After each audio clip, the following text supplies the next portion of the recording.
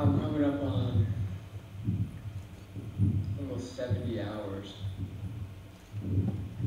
This is like real food. Any kind of warmth besides the sunburn I feel like I got yesterday. I'm dragging so hard. Yesterday I managed to get in maybe 41 miles maybe.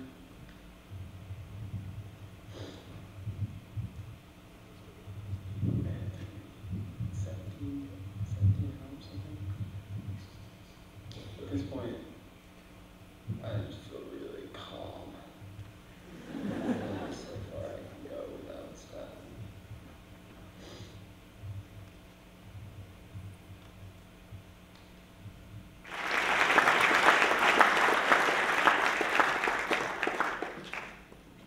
So, right after I finished filming that, I stood up to take a piss. And I forgot to take my pants down. I was in a state of delirious exhaustion. It wasn't just mild starvation, more than mild dehydration. Really, what was bothering me was sort of the sense of impending doom. Now, while I was sitting there in that video, I was 70 miles from the nearest road. I had run and hiked 50 miles for each of the last 3 days, the last 50 of which I had done on 700 total calories of powdered muscle milk. And as mentioned, I was about a couple seconds away from pissing myself.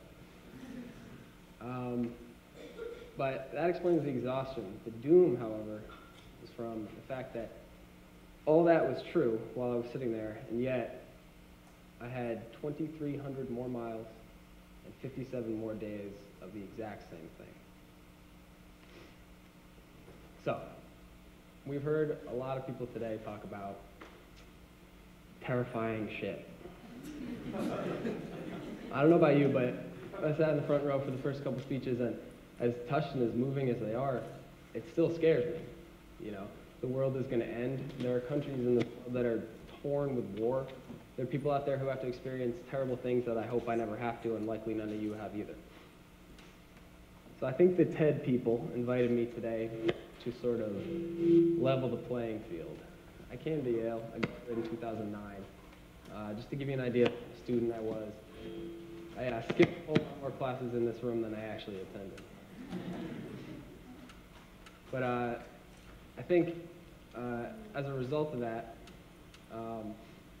not having, let's say, the skills, not having the economic background, not having the know-how to go about solving all the big global problems, I decided to attack something local. I decided to tackle something that was in my own world, to see if I could change and improve the lives of me and the people that I love the most. So, after finishing this thing I did, which I'll explain in a second, I've had a hard time articulating sort of the gravity of what I felt throughout the whole experience. If you give me 2 weeks, I probably could not explain it to you fully. So, if you can imagine, you know, in the short talk, the short amount of time that I have here, 6 minutes and 15 seconds left, I'm probably not going to be able to give you the entire idea, so I'll just go with the basics. I ran from Canada to Mexico on the Pacific Crest Trail. The trail is 2,500 miles long, thereabouts. It traverses the high ridges, deep forests, hot deserts of the western United States. So for me, I ran 43 miles on average every single day for 61 straight days. In the process, I climbed and descended 1 million vertical feet. In all honesty, I've never experienced such acute yet still lasting pain, and I hope I never have to again. Hope you never do either. I trained for a year before attempting this challenge. In places like Yosemite, the Grand Canyon, the Colorado Rockies, I did thousands of trail miles before even taking the first real step. I lived in my car for most of that time. I made phone calls chasing down sponsors from Best Western parking lots while stealing their wireless signal to send emails to people and try to drum up public interest. I slept in the back of my car. I did laundry in rivers and bathed in rivers. That was my life for a year before taking my first step on this trail. I had a good reason for going through all this that you see up here. And it's fairly simple for me. And the reason was my mother. My mother has had Parkinson's now for more than a decade. For half of my life, she was more active than I was. I was chasing her around on skis, on trails, chasing her around in the garden. And yet now, the pain that you saw in that video is just a reality of her everyday life. So for me, I had a clear reason to keep going.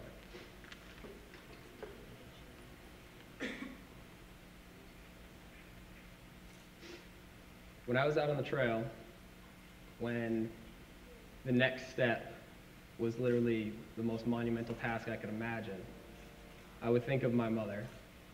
I would think of the fact that she was incapable of taking that step. I would think of the fact that maybe one day I would be incapable of taking that step, and with that in mind, I was able to put one foot in front of another for 6.5 million steps. So I started my own foundation called Run While You Can. With the support of friends, family, and thousands of strangers, I was able to relate, broadcast my entire event in an effort to raise money for the Michael J. Fox Foundation. In the end, we ended up raising nearly $200,000 to donate to the foundation. If you can believe it, despite, I still have that toenail still hanging on. If you can believe it, despite the pain, the sort of self-imposed suffering that I went through, that actually wasn't the hardest part of the whole ordeal. The hardest part was keeping people invested, chasing down money for 2 months, while I was going through something that I thought was the most torturously monotonous thing you could imagine. So when the 61st and final day finally arrived, and I hobbled to the Mexican border, my mom with me for the last quarter mile, I didn't feel like Superman, like you might expect. I felt as ordinary as I had in my entire life. I felt as though every cliche inspirational lesson I had ever been taught was being reinforced with the last 20, 30 steps. I felt, in all honesty, like I was not the only person that could do this, but that every single person out here could do exactly what I had done. The key is engaging your mind, your heart, and your body, while also cultivating the strongest motivations possible, and you can easily accomplish things that you previously thought impossible. And also, if you do really sweet things like this, you might get to meet cool famous people.